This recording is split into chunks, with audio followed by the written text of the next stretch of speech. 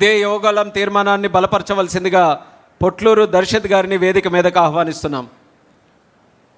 అందరికీ నమస్కారం. 2014లో విభజన జరిగినటువంటి రాష్ట్రంలో ఉద్యోగాలు పరిశ్రమలు లేక ఆనాడు ఆంధ్రప్రదేశ్ అంధకార ప్రదేశ్గా మారితే ఆనాడు మనకు కనిపించినటువంటి ఏకైక ఆశాదీపం బ్రాండ్ సిబిఎన్. ఆనాడు యువత సామర్థ్యాన్ని నమ్మిన ఏకైక నాయకుడు నారా చంద్రబాబు నాయుడు గారు. ఆ నమ్మకంతో యువతకి మనం నైపుణ్యాలు అందిస్తే ప్రపంచమే అవకాశాలు ఇస్తుందని భావించి ఆనాడు పరిశ్రమలకు కావాల్సిన నైపుణ్యాలని యువతకు అందించడానికి స్కిల్ డెవలప్మెంట్ కార్పొరేషన్ ఏర్పాటు చేసి తద్వారా సిమెంట్స్ వంటి అంతర్జాతీయ సంస్థల సహకారంతో రాష్ట్ర వ్యాప్తంగా ఉన్నటువంటి ఇంజనీరింగ్, డిగ్రీ, పాలిటెక్నిక్ విద్యార్థులందరికీ కూడా నైపుణ్య అభివృద్ధి చేసి వారందరికీ కూడా 2019 వచ్చేసరికి లక్షలాది రూపాయలు వచ్చే ఉద్యోగాలు ఇచ్చి ఆనాడు ఉన్నటువంటి యువత అందరికీ కూడా లక్షలాది మందికి నైపుణ్యాభివృద్ధి చేసినటువంటి ఘనత చంద్రబాబు నాయుడు గారిది.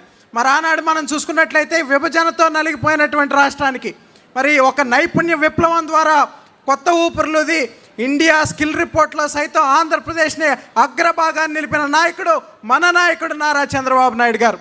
అదేవిధంగా 2019లో మనం చూస్తే ప్రతీకారేచ్ఛతో రగిలిపోయినటువంటి నాటి పాలనలో యువత పడినటువంటి ఇబ్బంది, నైపుణ్యాభివృద్ధి కేంద్రాలన్నీ కూడా నిర్వీర్యమైపోయాయి. ఆ తర్వాత 30 లక్షల మంది నిరుద్యోగ యువతకి ఆంధ్రప్రదేశ్ రాష్ట్రంలో ఉద్యోగాలు కల్పించాలని 2019కి ముందే చంద్రబాబు నాయుడు గారు ప్రణాళికలు వేస్తే జగన్మోహన్ రెడ్డి అధికారంలోకి వచ్చిన తర్వాత వాటన్నిటిని కూడా తుంగలోకి తొక్కి అందరి కళని కూడా చిత్రం చేసినటువంటి ఆ ఘనత జగన్మోహన్ రెడ్డికే దక్కుతోంది. తన పాలనలో 2400 మంది యువత ఆత్మహత్యలు చేసుకున్నారు ఉద్యోగాలు లేకంటే. ఈ రాష్ట్రంలో అది కేవలం సంఖ్య కాదండి. 2400 మంది తల్లుల కడుపు కోత, 2400 కళ్ళకు జరిగిన అంత్యక్రియలని ఈ సందర్భంగా నేను తెలియజేస్తా ఉన్నా. అదేవిధంగా కక్ష రాజకీయాల్లో భాగంగా అక్రమ స్కిల్ కేసులో మన నాయకుడిని 53 రోజుల పాటు అరెస్ట్ చేసి జైల్లో పెట్టగలిగారు. కానీ ఆయన విజన్ని, ఆయన పట్టుదలని, ఆయనకున్నటువంటి ఆలోచనల్ని మాత్రం జగన్మోహన్ రెడ్డి నిర్బంధించలేకపోయాడు అన్నాడు. అయితే ఇదే సందర్భంలో రాష్ట్ర వ్యాప్తంగా ఉన్నటువంటి మనందరం ఏ విధంగా అయితే కదిలి నిరసన కార్యక్రమాలు చేపట్టామో మరి 1 కాదు, 2 కాదు, 3 కాదు, 79 దేశాల్లో ఉన్నటువంటి యువత అందరూ కూడా ఆయన విజన్ వల్ల లబ్ధి పొందిన వారందరూ కూడా బయటకు వచ్చి నిరసన కార్యక్రమాల ద్వారా మరి తమ అభిమానాన్ని చాటుకున్నారు. దానికి మనందరం కూడా ప్రత్యక్ష సాక్షులమయ్యాం. వీటన్నిటితో ఆనాడు రాష్ట్రంలో ఉన్నటువంటి యువత ఈ కక్ష రాజకీయాలు మాకొద్దని విసిగిపోయి ఒక స్పష్టమైన తీర్పుని 2024 ఎన్నికల్లో ఇచ్చారు. మాకు రివెంజ్ పాలిటిక్స్ కాదు, రిజల్ట్స్ ముఖ్యం అన్నారు.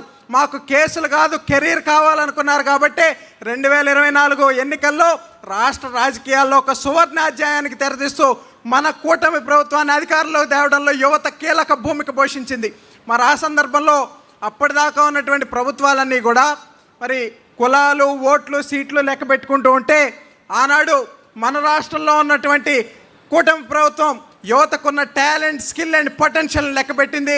అదే ముఖ్యమంత్రిగా చంద్రబాబు నాయుడు గారు తీసుకున్న మొట్టమొదటి నిర్ణయం స్కిల్ సెన్సెస్.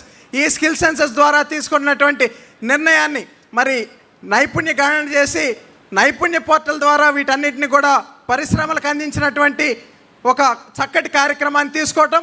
అదేవిధంగా రాబోయే రోజుల్లో స్కిల్ యూనివర్సిటీ ద్వారా రాష్ట్రంలో ఉన్న యువత అందరికీ కూడా నైపుణ్యాభివృద్ధి చేసి మరి వాళ్ళందరూ కూడా జాబ్ సీకర్స్ కాదు, జాబ్ క్రియేటర్స్గా చేయాలనుకున్న లక్ష్యం మన నాయకుడు నారా చంద్రబాబు నాయుడు గారు. దాన్ని ఈ సందర్భంగా తెలియజేసుకుంటూ అదేవిధంగా మనం చూసుకున్నట్లయితే మరి ఈ స్కిల్ సెన్సెస్తో మొదలైనటువంటి ప్రయాణం స్కిల్ ఆంధ్రాగా మారాలి. ఈ స్కిల్ ఆంధ్ర గ్లోబల్ ఆంధ్రాగా ఎదగాలనేది మన యువ నాయకుడి సంకల్పం. ఈ సందర్భంగా మనం చూస్తే మరి ఉత్తరాంధ్రని డిజిటల్ గేట్వేగా తీసుకుని పరిశ్రమలన్నింటినీ కూడా తీసుకొచ్చు. ఉదాహరణకి గూగుల్ కానివ్వండి, టీసీఎస్ కానివ్వండి, కాగ్నిజెంట్ కానివ్వండి, డెలాయిట్ కానివ్వండి, ఇటువంటి సంస్థలన్నింటినీ కూడా ఉత్తరాంధ్రకు తీసుకొస్తూ మరి యువత చేతుల్లో సర్టిఫికెట్లు మాత్రమే కాదు, పే స్లిప్లు, శాలరీ స్లిప్లు కూడా ఉండాలని నమ్మినటువంటి నాయకుడు నారా లోకేష్ గారు.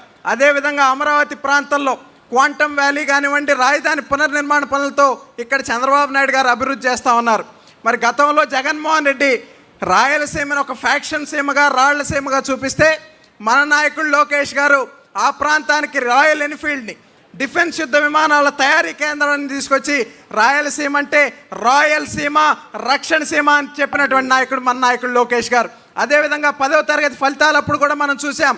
తన తండ్రి ఫోటో వేసుకునే అవకాశం ఉన్నా, తన ఫోటోతో ప్రచారం చేసుకునే అధికారం ఉన్నా, ఆ పేపర్ నిండా కూడా మట్టిలో మాణిక్యాలైన విద్యార్థుల చిరునవ్వులే ఉండాలనుకున్న లోకేష్ గారి మనస్తత్వానికి మరి ఆనాడు 5 పైసలు పని చేయకుండా 500 రూపాయల ప్రచారార్పాటం చేసుకున్న జగన్మోహన్ రెడ్డి మనస్తత్వానికి ఆనాడు ప్రత్యక్ష ఉదాహరణ చూసాం. ఈ సందర్భంగా చాలామంది మాట్లాడుతూ ఉన్నారు. చంద్రబాబు నాయుడు గారు వయసు గురించి మాట్లాడుతున్నారు, శాపనార్థాలు కూడా పెడతా ఉన్నాడు జగన్మోహన్ రెడ్డి. పిల్లి శాపనార్థాలకి ఉట్టి తెగదని జగన్మోహన్ రెడ్డి తెలుసుకోవాలని కూడా ఈ సందర్భంగా తెలియజేసుకుంటూ ఈరోజు మేము జెన్జీ ప్రతినిధులుగా ఇక్కడ ఉన్నాం.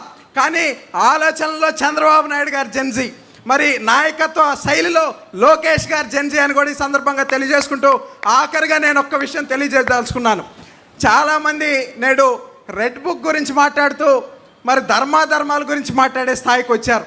అయితే కురుక్షేత్ర సమయంలో మరి కర్ణుడికి తన చావు దగ్గరికి వచ్చినప్పుడు ధర్మం గురించి మాట్లాడితే శ్రీకృష్ణుడు మాట చెప్తాడు. కౌరవ సభలో పాండవులను అవమానించినప్పుడు, ద్రౌపదీదేవిని వివస్త్రణ చేసినప్పుడు, అర్జునుడిని అవహేళన చేసినప్పుడు గుర్తురాని ధర్మం నువ్వు ఈరోజు నీకు గుర్తొచ్చినప్పుడు నిన్ను కాపాడే ధర్మం కాదు, నువ్వు పాటిస్తే కాపాడే ధర్మం అంటాడు.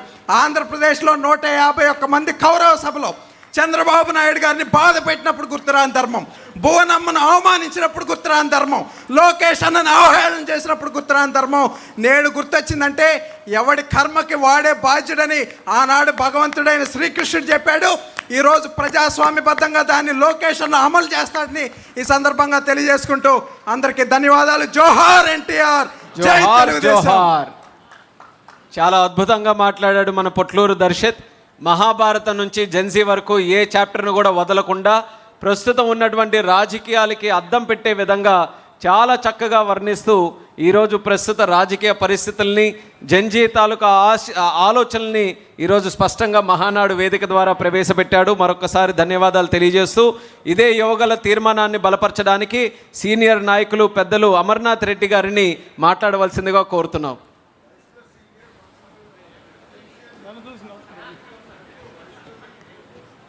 వయసులో సీనియరు, ఆలోచనలో మాత్రం జెన్జీ.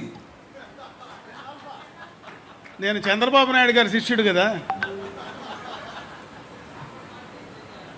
పెద్దలు పూజ్యులు